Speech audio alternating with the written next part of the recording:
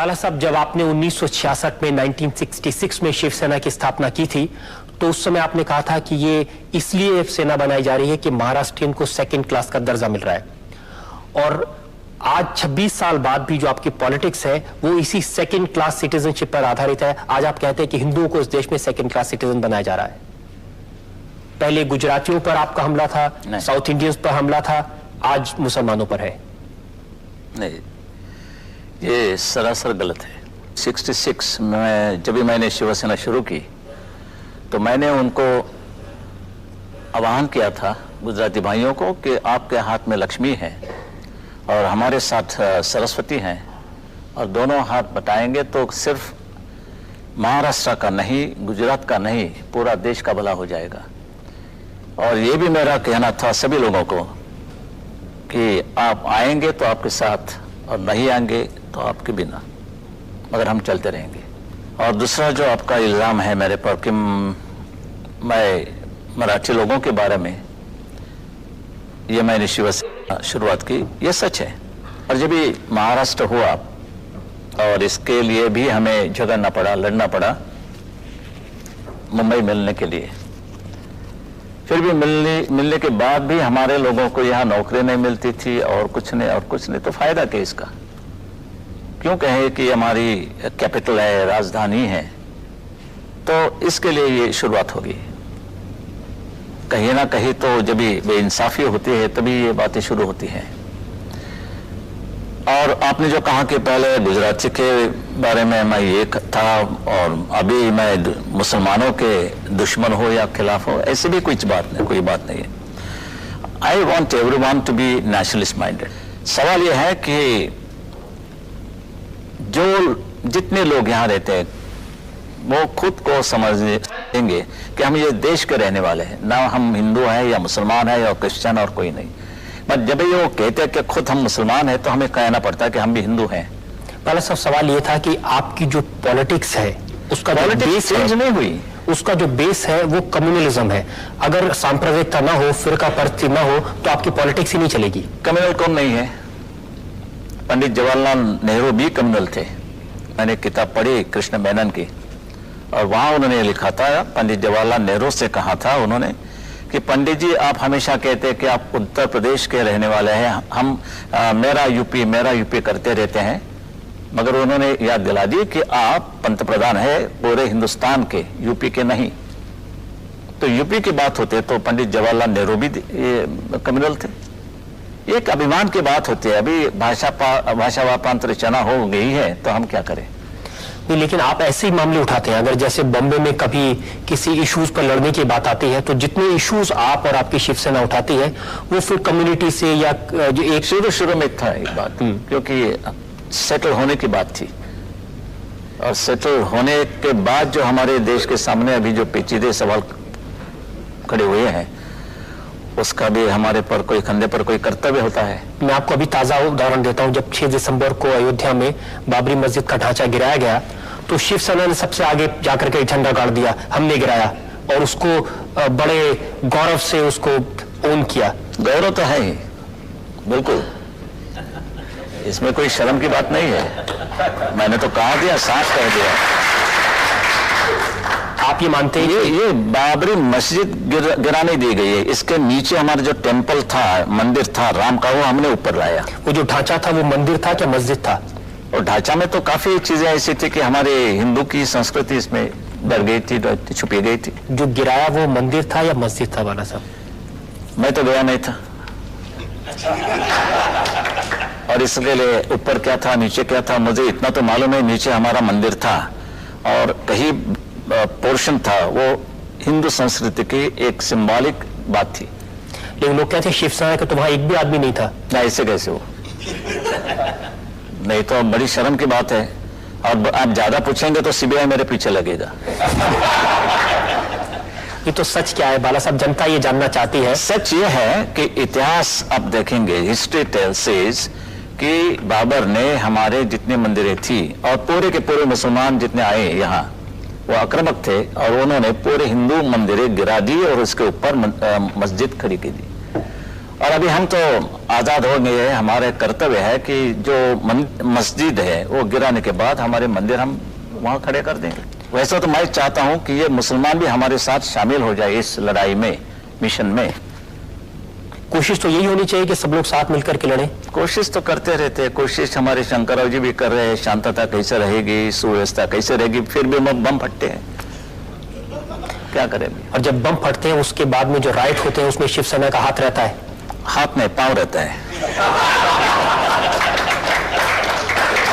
Communal passion को बढ़ाना, communal passion जिसमें लोगों की जान जाए, खून बहे, आखिर हिंदू मरे मुसलमान मरे, खून तो इंसान का बहता है। वो क्या मानते हैं इस पर हमारी पूरी एक्शन कार्रवाई मुनसर होती है। तो आप रिएक्शनरी हम हैं। क्या मार खाते रहेंगे?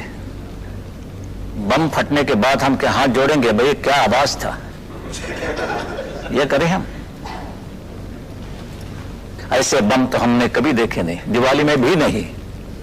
बहुत अच्छा आवाज था, भरने जाने के बाद छोड़ दीजिए। हमने तो बम नहीं फटाए। हमने की जो बात हो रही है, दंगा फसाद होता है, हम नहीं उतरते तो हिंदू मारे जाते, ये सच है। ये मैं नहीं कह रहा हूं, लोगों, आम लोगों को ही है, पूछो। लेकिन उस सारे से जो टेरर का, आतंक का जो वातावरण खड़ा हो जाता है, उसका ऐसे परिस्थिति में टेरर होना ही चाहिए। नहीं टेरर होता तो खा जाते, पूरे के पूरे खा जाते।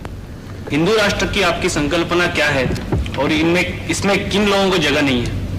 सभी मुसलमान भी रह सकते हैं, क्रिश्चियन भी रह सकते हैं, मगर उनको मानना पड़ेगा कि सबसे पहले ये देश हमारा है, रूल ऑफ द लैंड है, हमारा जो कानून है उनको मानना पड़ेगा। मस्जिद तो गिर गई अभी, लेकिन अगर गवर्नमेंट जैसे अपने नरसिंह बोलते हैं कि हम मस्जिद फिर बांध लेंगे। हमारे नरसिंह राव को नमाज पढ़ने के लिए कोई जगह नहीं है तो मस्जिद बांधने की उससे वो कोशिश कर रहे हैं, और हमने भी कोई इसको विरोध नहीं किया। मगर बाबरी मस्जिद का क्या, बाबरी नाम का क्या हो जाता है ताल्लुक? कई मस्जिद खड़ी हो सकती है, मगर why we should be actually interested in that name Babri? कि बाबर तो हमारा कोई नहीं था। तो ये सब पॉलिटिक्स है, और ये चुनाव में हम तो मत के गुलाम होते हैं, we are the slaves of votes, और इसलिए पूरा देश का मामला बिगड़ जा रहा है। Would you fear the about that construction of masjid again? वो है टपोस, क्या जरूरत क्या है? किसको आप खुश करने की कोशिश करें, किसको और क्यों? पहले तो हमारे देश के खिलाफ कोई कदम नहीं उठाना चाहिए। Nothing at the cost of my nation, mind you, ये हमारा धोरण है। और ये मेरा जो हिंदुत्व है, ये हमारा राष्ट्रीयत्व है, और ये राष्ट्रीयत्व इस देश में गुनाह हो तो मैं बार बार करूंगा, मरते तक। आप उनके बारे में कह रहे हैं, वो भी आपके बारे में कह सकते हैं, भावना नहीं है उनके पॉलिटिक्स के लिए आप ये कर रहे हैं। पॉलिटिक्स की बात करें तो मैं आपको यहाँ वचन देता हूँ, प्रॉमिस करता हूँ कि मैं चुनाव नहीं लड़ूंगा। और क्या चाहिए आपको? लेकिन आपकी पार्टी तो उसका फायदा उठा करके पावर में आने की चुनाव कोशिश मेरा करेगी। कोई ऑक्सीजन नहीं है, इस पर हम नहीं जिंदा रहते हैं। बस हम काम करेंगे, समाज सेवा करेंगे, ये मेरा वचन है आपको। मैं पॉलिटिक्स में ये बात नहीं, मैं सिर्फ लड़ रहा हूं हक से। मेरे देश की हालत देखने के बाद हमें इतना दुख होता है कि हमारा क्या रहा है। अगर वो नमाज पढ़ेंगे सड़क पे तो फिर आप कहेंगे महाआरती होना चाहिए सड़क पे। वो कहेंगे कि पाकिस्तान डे सेलिब्रेशन में कोई जाएगा तो उसके खिलाफ आंदोलन करेंगे। ये जो, अगर वो लोग सांप्रदायिक हैं तो आप भी सांप्रदायिक हैं, अगर वो लोग कम्युनल हैं तो आप भी कम्युनल हैं, अगर वो लोग फिरका परस्त हैं तो आप भी फिरका परस्त हैं। सवाल यह है कि शुरुआत हमेशा ये लोग करते हैं, सबूत है मेरे पास साथ। नमाज पढ़ने के बारे में तो हम कभी रोका नहीं उनको, वो जा सकते हैं, मस्जिद में जा सकते हैं, नमाज पढ़ सकते हैं, ईद या कहीं उनके त्योहार होते हैं वो मनाना कर सकते हैं। फिर भी जब ये रास्ते की बात आती है, कैसे हम ये बर्दाश्त करेंगे? ये तुम्हारा धर्म होना होगा तो हमारे भी धर्म में, आपका धर्म, हमारा किसी का भी धर्म, ये मस्जिद में होना होगा या घर में। ये ऐसी कोई चीज नहीं है कि धर्म ये नहीं सिखाता कि भाई चलो लोगों को तकलीफ दो। मगर जब ये गवर्नमेंट की जो चाल है वो हमने देखी कि भाई इतना होने के बाद भी पुलिस वाले भी रूट बदलते हैं, या चलो नमाज पढ़ रहे हैं तो ठीक है, रूट क्यों बदला? चलो अभी नमाज पढ़ने के बाद आप रूट बदलने लगे तो हम महाआरती शुरू करते हैं कि इस देश में तो सर्वधर्म समभाव है, उनका भी एक हक है, हमारा भी है, उनका भी है, चलो रास्ते पर एक कर देंगे ये बात। ये हमने जानबूझकर किया, क्योंकि हमने कहने के बाद भी ये बात बढ़ती रही, और जब ये बात वर्षा बंगला तक, यानी चीफ मिनिस्टर के बंगले के लॉन पर भी वो नमाज पढ़ना उन्होंने शुरू किया, तो ऐसा लगा कि क्या हिंदुस्तान है और ये पाकिस्तान। पाकिस्तान में भी इतनी उनकी फ्रीडम नहीं मिलती जो हमारे देश में मिलती है। इसको कहते हैं ना बाला साहब, रिएक्शनरी होना, प्रतिक्रियावादी। अगर वो नमाज पढ़ेंगे तो हम मारती नहीं, ये सवाल नहीं, ये पैम्परिंग जो चल रहा है इन लोगों का, वो हम नहीं। You must accept the rule of the land. यानी जो कानून है, जो संविधान मानना पड़ेगा, उसको हमें भी मानना पड़ेगा, हम भी मानते हैं और उनको भी मानना पड़ेगा। ये जो बाबरी मस्जिद का ढांचा गिराया गया, ये कानून मानकर गिराया गया। सुप्रीम कोर्ट का ऑर्डर था। सुप्रीम कोर्ट छोड़ दीजिए, वो कोर्ट नहीं मानता। उन्होंने क्या कहा था? सुप्रीम कोर्ट ने ये कहा था वो न्यू कंस्ट्रक्शन नहीं होना होगा। तो हमने ठीक है, कंस्ट्रक्शन कहाँ गया? उधर कंस्ट्रक्शन नहीं हुआ, डिस्ट्रक्शन हुआ। अभी क्या चाहिए?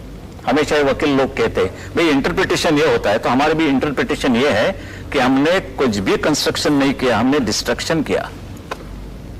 तो कानून को आप अपने हिसाब से मोड़ कानून करके, क्या होता है? पहले तो मिलता था, अभी तो खरीद करना पड़ता है। अगर आप चाहें कि जो दूसरे लोग हैं वो कानून को माने, तो सबसे पहले दूसरे को का मानना हक कितना पड़ेगा। ये देश में है वो देखना पड़ेगा। जो हमें हिंदुओं को पाकिस्तान में नहीं मिलता, बांग्लादेश में नहीं मिलता और किसी अरब राष्ट्र में नहीं मिलता, वो हक इधर किसी को भी नहीं मिलेगा, नहीं मिलेगा। एक बात